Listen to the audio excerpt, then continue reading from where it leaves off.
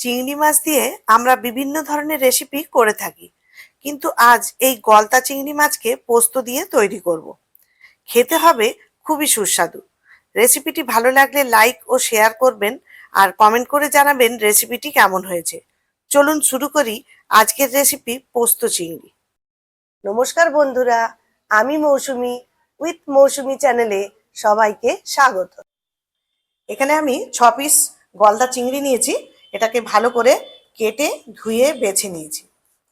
এরপর এখানে আমি নুন আর হলুদ মাখিয়ে নেব।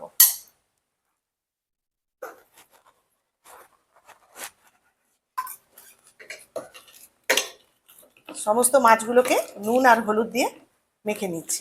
এই চিংড়ি মাছের রেসিপির জন্য এখানে একটা টমেটো, যেটাকে এরকম টুকরো করে কেটে নিয়েছি, আর কিছুটা পেঁয়াজ এরকম ডুমো ডুমো করে কেটে নিয়েছি, 3টে রসুনের কোয়া, আর নিয়েছি 2টো কাঁচা লঙ্কা। এগুলোকে আমি মিক্সিতে পেস্ট করে নেব। এবার চিংড়ি মাছগুলো ভাজার জন্য পরিমাণ মতো সর্ষের তেল দিয়ে দেবো।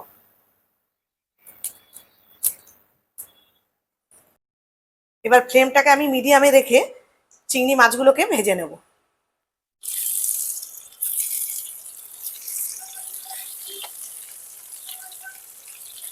সমস্ত মাছগুলোকে দিয়ে দিয়েছি। এবার আস্তে আস্তে আমি উল্টে পাল্টে করে ভেজে নেব। আমি 2 সাইডটা ভালো করে ভেজে নিয়েছি। এবার আমি মাছগুলোকে তুলে নেব।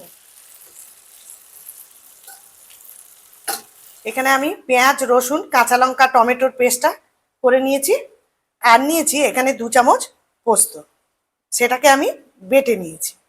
এবার ওই তেলের মধ্যেই 1/2 চামচ কালো জিরে ফোড়ন দেব। ফোড়নটাকে একটু ভেজে নেব।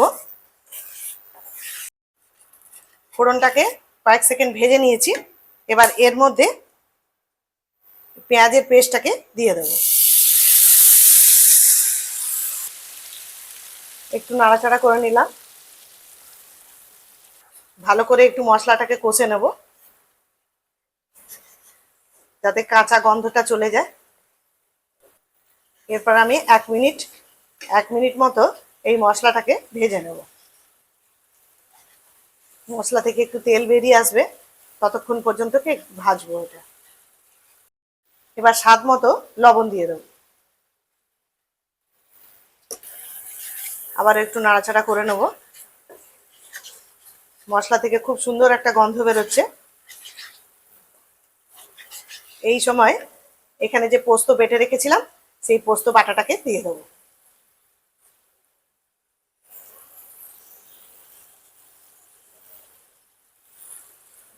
এবার পোস্তর সঙ্গে মশলার সঙ্গে সমস্ত একসঙ্গে ভালো করে মিশিয়ে নিয়ে এটাকে আরো কিছুক্ষণ ভেজে নেব।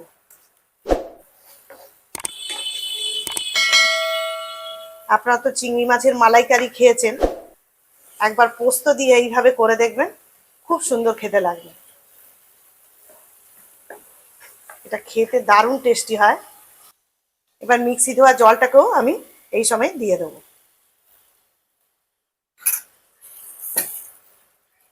এরপর খানিকক্ষণ আমি এটাকে নাড়াতে থাকবো। যতক্ষণ না ভালো করে কষানো হচ্ছে, ততক্ষণ এইভাবে নাড়িয়ে যেতে হবে। সমস্ত মশলা আমার ভালো করে কষানো হয়ে গেছে। মশলা থেকে খুব সুন্দর একটা গন্ধ বেরিয়ে এসছে। এবার এখানে পরিমাণ মতো হালকা করে জল গরম করে রেখেছিলাম, সেই জলটাকে দিয়ে দেবো। আমি বেশি ঝোল করবো না, একটু মাখা মাখা করবো, এতে খেতে ভালো লাগবে। যতটুকু প্রয়োজন ততটুকু জল দেবো।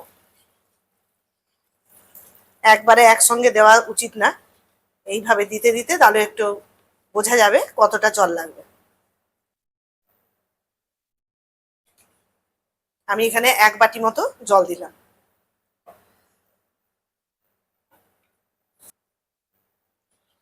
এই সময় লবণের স্বাদটা ঠিক আছে কিনা একটু এই সময় চেখে দেখে নিতে হবে।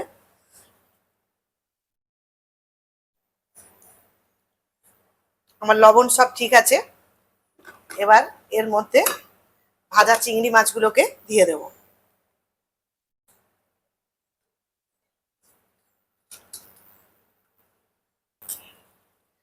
এবার কিছুক্ষণের জন্য একটু ঢাকা দিয়ে রাখবো।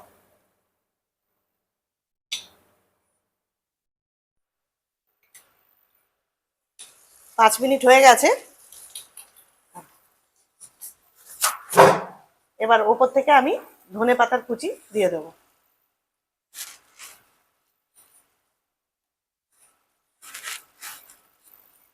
এই সম্পূর্ণভাবে পোস্ত দিয়ে চিংড়ি মাছের রেসিপি তৈরি হয়ে গেছে।